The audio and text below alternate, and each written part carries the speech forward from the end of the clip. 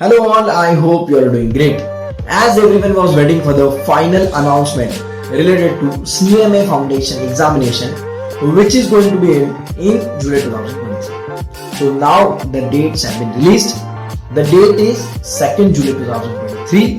The examination will be conducted in offline mode, not in online. First thing.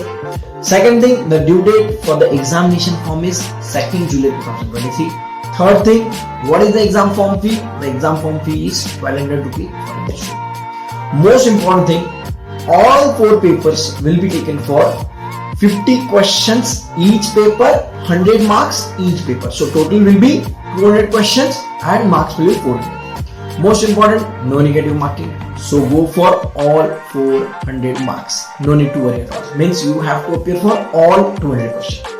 Secondly, once you are done with your preparation, make sure that you appear for all the mock test paper, all the revision part, all the classes, detailed revision and everything, so that you will get 200% more of confidence. And for that reason, Unique Academy for Commerce is here to help you out. We are launching the free of cost batch for this CMA Foundation batch. What do you have to do? No need to do anything, just join this WhatsApp community link. See you there. Thank you so much.